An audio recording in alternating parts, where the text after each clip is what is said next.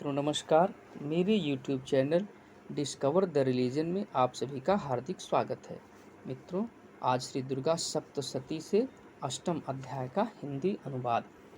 मैं अणिमा आदि सिद्धिमयी किरणों से आवृत भवानी का ध्यान करता हूँ। उनके शरीर का रंग लाल है, नेत्रों में करुणा लहरा रही है तथा हाथों में पाश, अंकुश, बाण और धनुष शोभा पाते हैं। ऋषि कहते हैं, चंड और मुंड नामक दैत्यों के मारे जाने तथा बहुत सी सेना का संहार हो जाने पर दैत्यों के राजा प्रतापी शुंभ के मन में बड़ा क्रोध हुआ और उसने दैत्यों की संपूर्ण सेना को युद्ध के लिए कूच करने की आज्ञा दी।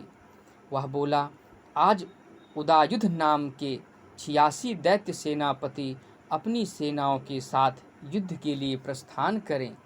कंबु नाम वाले दैत्यों के 84 सेना नायक अपनी वाहिनी से घिरे हुए यात्रा करें। 50 कोटि वीर्य कुल के और 100 धौम्र कुल के असुर सेनापति मेरी आज्ञा से सेना सहित कूच करें। कालक, दौरहर्द, मौर्य और काल के असुर भी युद्ध के लिए तैयार हों। मेरी आज्ञा से तुरंत प्रस्थान करें।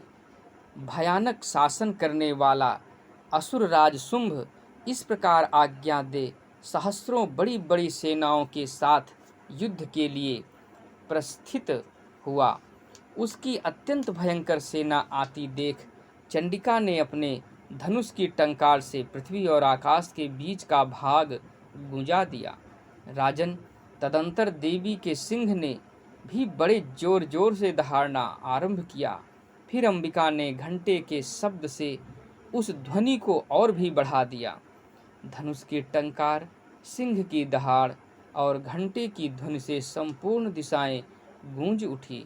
उस भयंकर शब्द से काली ने अपने विकराल मुख को और भी बढ़ा लिया तथा इस प्रकार वे विजयिनी हुई। उस तुमुल नाद को सुनकर दैत्यों की सेनाओं ने चारों ओर से आकर चंडिका देवी, सिंह तथा काली देवी को क्रोधपूर्वक घेर लिया। राजन, इसी बीच में असुरों के विनाश तथा देवताओं के अभ्युदय के लिए ब्रह्मा, शिव, कार्तिकेय, विष्णु तथा इंद्र आदि देवों की शक्तियां जो अत्यंत पराक्रम और बल से संपन्न थी, उनके शरीर से निकलकर उन्हीं के रूप में चंडिका देवी के पास गईं। जिस देवता का जैसा रूप, जैसी वेशभूषा और जैसा वाहन है, ठीक वैसे ही साधनों से संपन्न हो उसकी शक्ति असुरों से युद्ध करने के लिए आई। सबसे पहले हंस युक्त विमान पर बैठी हुई अक्षसूत्र और कमंडल से सुशोभित ब्रह्मा जी की शक्ति उपस्थित हुई, जिसे ब्रह्माणी कहते हैं। महादेव जी की शक्ति वृषभ पर आरूढ़ हो, हाथों में श्रेष्ठ त्रिशूल धारण किए, महानाग का कंकड़ पहने, मस्तक में चंद्र रेखा से विभूषित हो वहां आ पहुंची। कार्तिकेय जी की शक्ति रूपा जगदम्बिका उन्हीं का रूप धारण किए श्रेष्ठ मयूर पर आरूढ़ हो हाथों में शक्ति लिए दैत्यों से युद्ध करने के लिए आईं। इसी प्रकार भगवान विष्णु की शक्ति गरुड़ पर विराजमान हो शंख, चक्र, गदा, सारंग, धनुष तथा खड्ग हाथ में लिए वहां आईं। अनुपम यज्ञ वाराह का रूप धारण करने वाले श्री हरि की जो शक्ति है, वह भी वाराह शरीर धारण करके वहां उपस्थित हुई। नारसिंही शक्ति भी नृसिंह के समान शरीर धारण करके वहां आई। उसकी गर्दन के बालों के झटके से आकाश के तारे बिखर पड़ते थे। इसी प्रकार इंद्र की शक्ति वज्र हाथ में लिए गजराज ऐरावत पर बैठकर आई। उसके भी सहस्त्र नेत्र थे। इंद्र का जैसा रूप है वैसा ही उसका भी था। तदंतर उन देव शक्तियों से घिरे हुए महादेव जी ने चंडिका से कहा, मेरी प्रसन्नता के लिए तुम शीघ्र ही इन असुरों का संहार करो। तब देवी के शरीर से अत्यंत भयानक और परम उग्र चंडिका शक्ति प्रकट हुई, जो सैकड़ों गीदड़ियों की भांति आवाज करने वाली थी। उस अपराजिता देवी ने धूमिल जटा वाले महादेव जी से कहा, भगवान, आप शुंभ निशुंभ के पास दूत बनकर जाइए और उन अत्यंत गर्वीले दानव शुंभ एवं निशुंभ दोनों से कहिए, साथ ही उनके अतिरिक्त भी जो दानव युद्ध के लिए वहां उपस्थित हों उनको भी यह संदेश दीजिए, दैत्यों, यदि तुम जीवित रहना चाहते हो तो पाताल को लौट जाओ, इंद्र को त्रिलोकी का राज्य मिल जाए और देवता यज्ञ भाग का उपभोग करें। यदि बल के घमंड में आकर तुम युद्ध की अभिलाषा रखते हो तो आओ, मेरी सिवाएं योगिनियां तुम्हारे कच्चे मांस से तृप्त हों। चूंकि उस देवी ने भगवान शिव को दूत के कार्य में नियुक्त किया था, इसलिए वह शिवदूती के नाम से संसार में विख्यात हुई।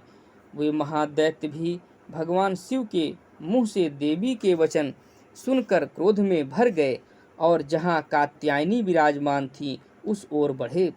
तदंतर वे दैत्य अमरस में भरकर पहले ही देवी के ऊपर बाण, शक्ति और रिष्टि आदि अस्त्रों की वृष्टि करने लगे।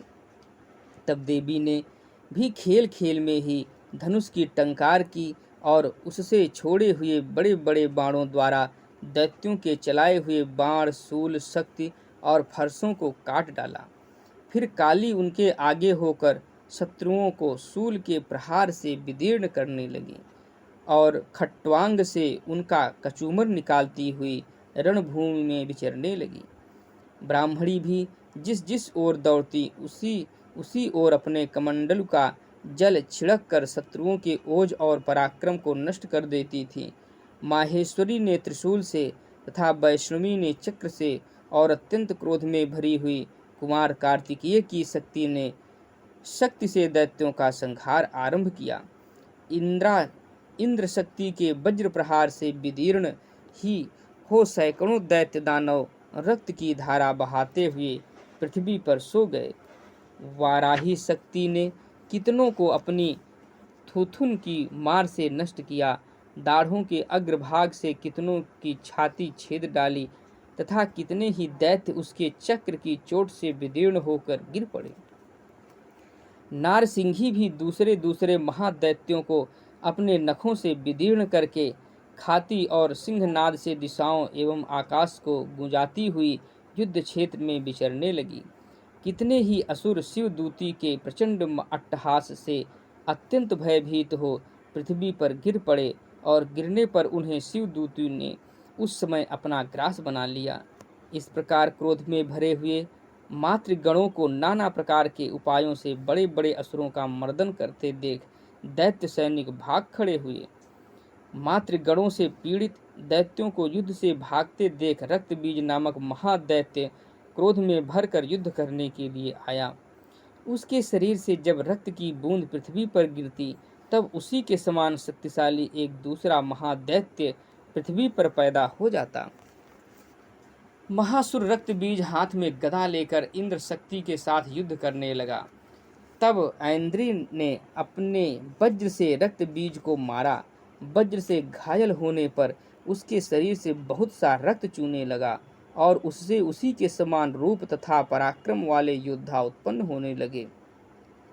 उसके शरीर से रक्त की जितनी बूंदें गिरी उतने ही पुरुष उत्पन्न हो गए। वे सब रक्तबीज के समान ही वीर्यवान, बलवान तथा पराक्रमी थे। वे रक्त से उत्पन्न होने वाले पुरुष भी अत्यंत भयंकर अस्त्र शस्त्रों का प्रहार करते हुए वहां मातृगणों के साथ घोर युद्ध करने लगे। पुनः वज्र के प्रहार से जब उसका मस्तक घायल हुआ तब रक्त बहने लगा और उससे हजारों पुरुष उत्पन्न हो गए। वैष्णवी ने युद्ध में रक्त बीज पर चक्र का प्रहार किया तथा ऐन्द्री ने उस दैत्य सेनापति को गदा से चोट पहुंचाई। वैष्णवी के चक्र से घायल होने पर उसके शरीर से जो रक्त बहा और उससे जो उसी के बराबर आकार वाले सहस्त्रों महादैत्य प्रकट हुए, उनके द्वारा संपूर्ण जगत व्याप्त हो गया। कौमारी ने शक्ति से, वाराही ने खड्ग से और माहेश्वरी ने त्रिशूल से महादैत्य रक्त बीज को घायल किया। क्रोध में भरे हुए उस महादैत्य रक्त बीज ने भी गदा से सभी मातृ शक्तियों पर पृथक पृथक प्रहार किया।